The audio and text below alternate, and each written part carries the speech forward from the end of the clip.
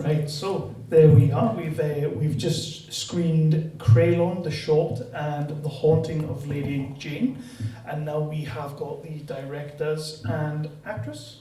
Yeah. Yes, from Haunting of Lady Jane and the director of Creulon. That is how you say Creulon, isn't it? Creulon, yeah. Yes, So excellent. Welsh word, yeah. It means cruel. Oh, Yeah. So yeah. excellent, excellent. So we're going to get into this now. We're going to have a quick little Q&A, and Kemal, Yes. you have given us a few films over the years, a few shorts, a few features. This, for me, is very different to what you've done in the past. Tell us a little bit about this one. Yeah, I mean, this one is kind of my love letter to the 60s and 70s British cinema, and also Gothic horror, because I'm a huge fan of Gothic horror, and more atmospheric horror. So really, this is probably the most horror film that I've made, although in this festival it's probably the least horror film in it.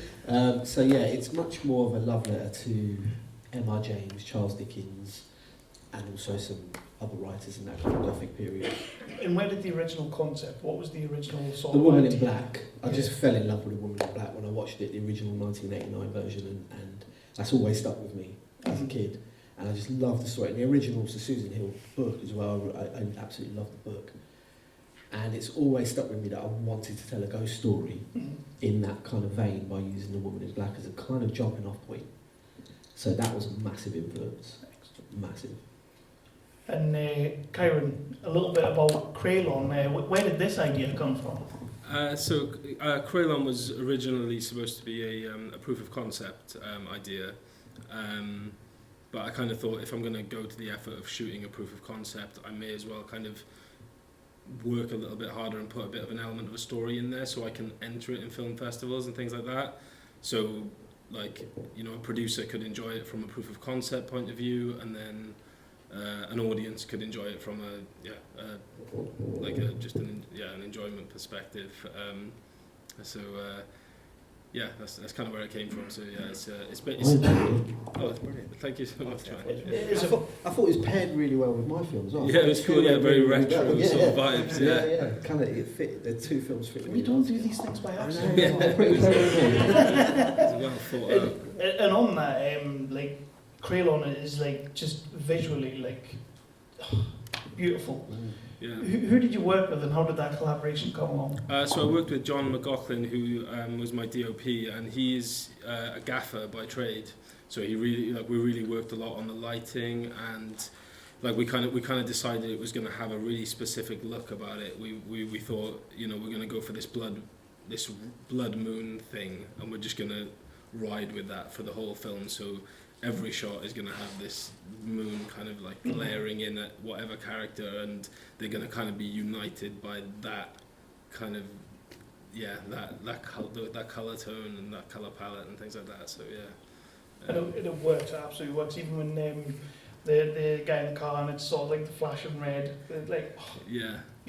Nailed it, absolutely nailed it. Yeah. And of course, your film, you decided to film in probably the worst kind of circumstances. I'm an idiot. Let's just put it out there. I'm an idiot. You know, low budget feature on a canal boat. Yep.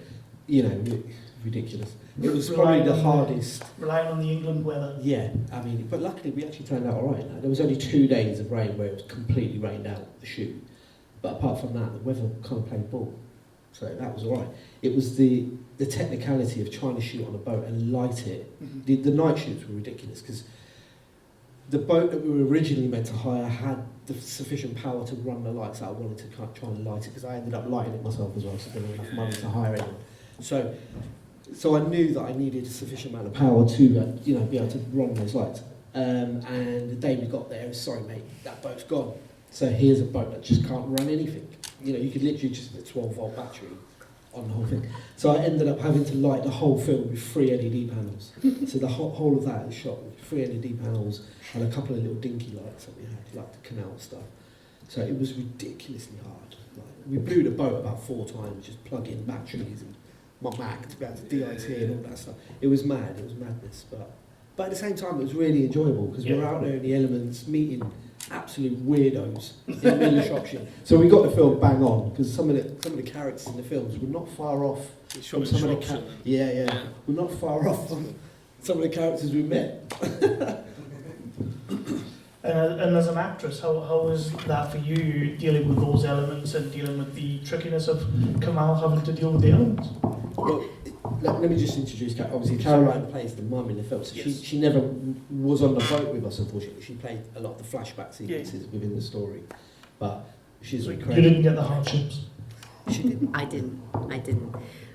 So I see myself very much as a background character, really. She isn't. She isn't. You're lying. You're lying.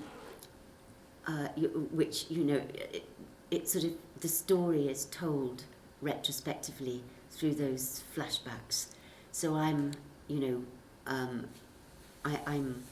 showing the past and showing the story and showing her journey along with my husband and my other daughter, her sister. So we didn't have any of that intensity on the canal. Lucky you. Yeah, I mean that must have been really intense and tough. But for me, what was really exciting and different and interesting about working with Kemal, this is the first time I'd worked with Kemal, but it was great that lots of other people had worked with Kemal and were really looking forward to working with Kemal again. But for me, it was okay. So I want you to improvise the scenes. So I'm like, okay. And I mean, we've all done improv and lots of that stuff in theatre and workshops and all the rest of it. But straight to camera.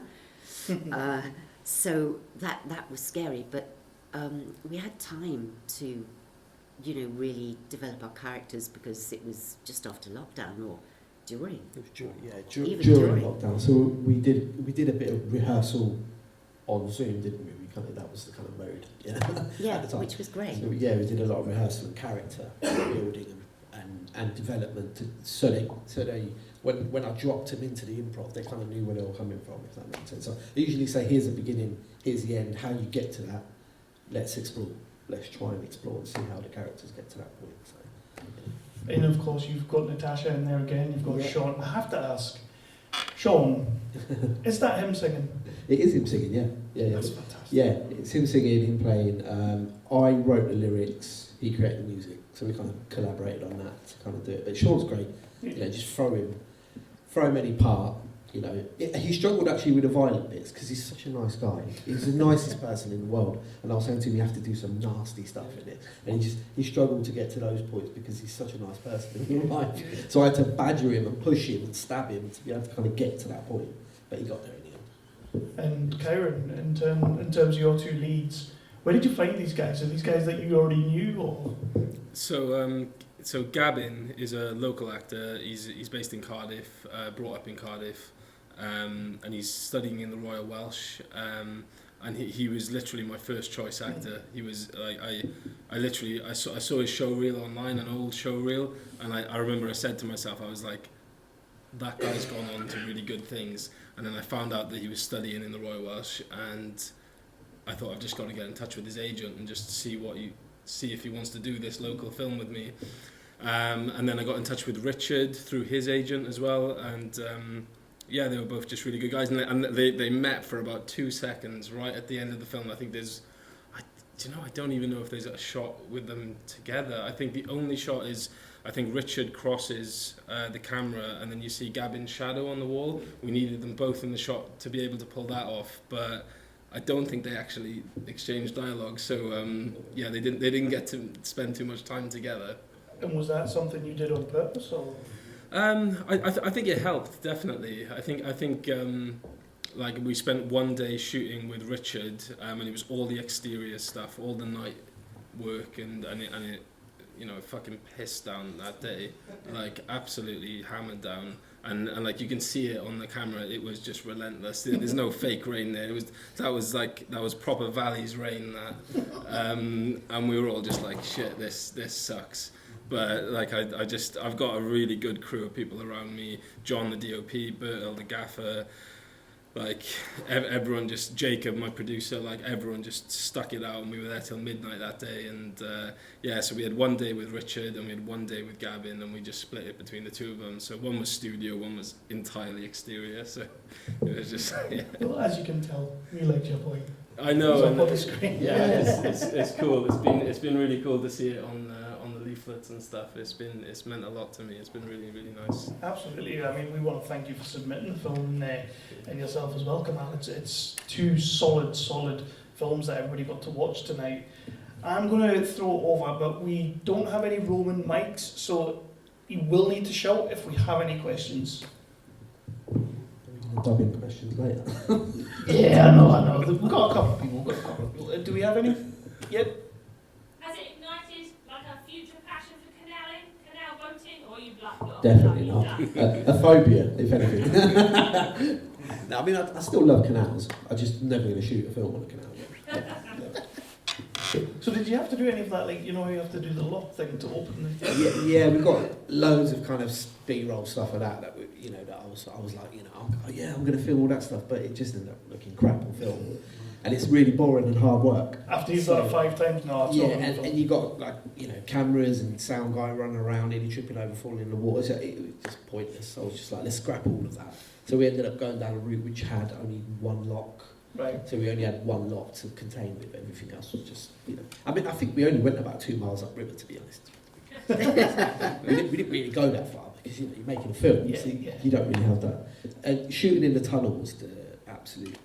I don't even know what I was thinking. Shooting in that tunnel was ridiculous because you're technically not allowed to shoot at night time in a tunnel. And obviously we're guerrilla filmmakers, so we're just going to do it. Of course. And, you know, we spent 2 nights in that kind of to shoot the end sequence. And by the end, the crew wanted to throw me in the water. They were so sick and tired of that tunnel. We saw ghosts. You know, I think we were all kind of giant at that point and half dead. But yeah, it was a crazy shoot. Yeah, mad man. Loads of fun though. Loads of fun. Crazy. I'll never do it again. But let's finish up with Kemal. What do you have coming next? What are you working on next? Any projects that you can tell us about? Yeah, loads. I mean, my own particular films, I'm not shooting anything this year. It's going to be something maybe next year. But I'm working as a DOP for quite a lot of people. So I'm working with Michael Fausti on his project that he's developing at the moment. He's an amazing filmmaker, you know, a collaborator.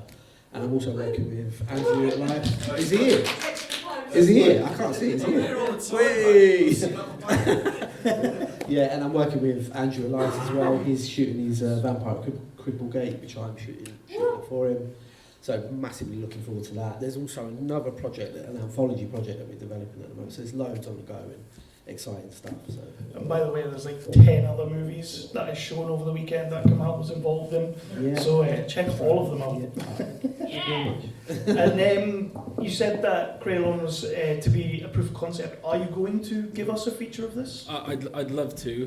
My agent's shopping it around at the moment, the feature version. So I'd absolutely love to shoot it. So that was kind of part of the package really. I was like, I'm going to do this shoot. We'll put it together with the feature script, and we'll see if we can make something happen. But yeah, for me, it's I'm going to shoot another short. I'm going to. Which is another kind of proof of concept / short film, and set in the valleys, set in the mysterious mountains of South Wales, and we'll just keep going. He's definitely made that as a feature. Definitely, dude. Honestly, I'll watch that. It's such a great. You had me at Valleys, so yeah. Thank you. Man. Right, so guys, thank you very much for submitting the movies. Thank you for letting us show the movies today, and thank you everybody for coming in. We did have a lot more people watching, so.